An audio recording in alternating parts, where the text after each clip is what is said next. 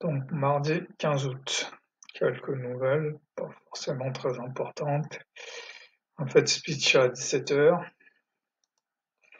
Donc là, terme macro, on est ici. Le 14, on a eu une réaction des acheteurs, mais on est toujours dans le même range.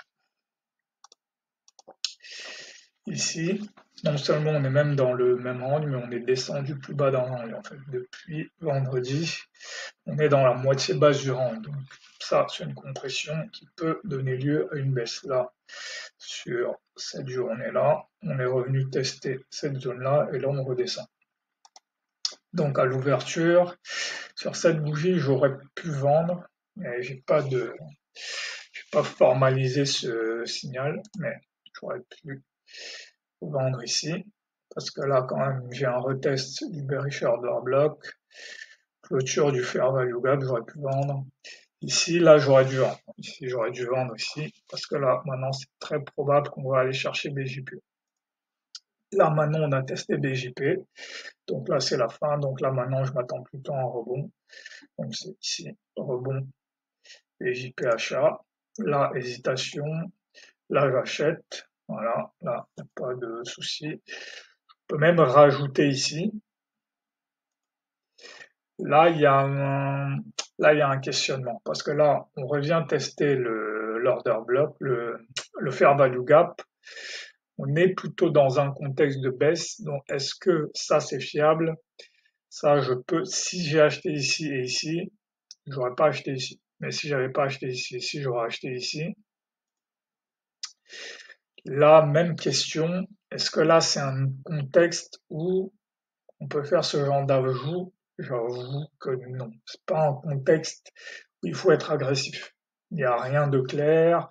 Là, on a un fair value gap qui est ouvert. On a tout un tas de fair value gap qui sont ouverts ici. Donc, il n'y a pas de raison là d'être agressif. Donc, la hésitation.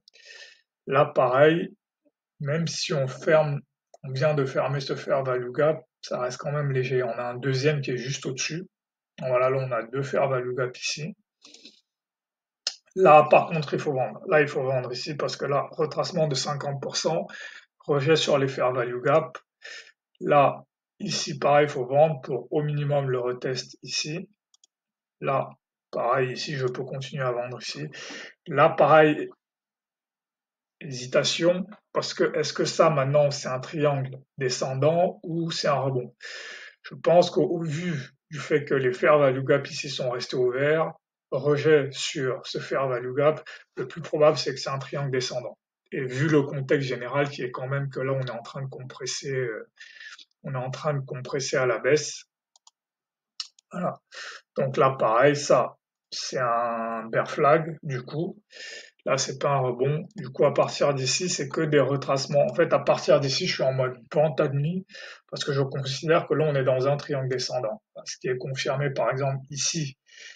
Ici, c'est confirmé par le fait que quand on remonte ici, on est rejeté sur ce bearish order block.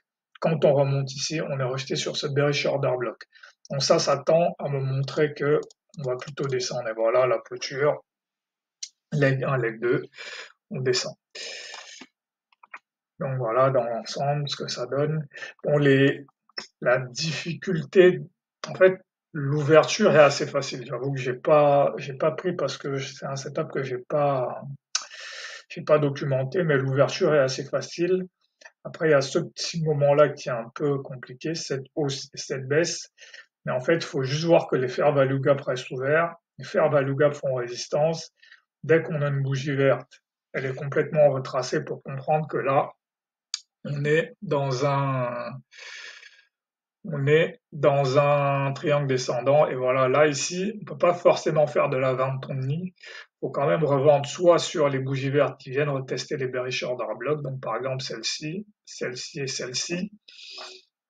Et aussi, un truc quand même important, c'est que les trois indices sont convergents sur une baisse. Alors, on peut voir qu'ici, ça baisse, ici, ça baisse, et le DXY est en hausse. Donc, voilà vraiment les gros indices qui montraient que ça, c'était plutôt un triangle descendant plutôt qu'un rebond.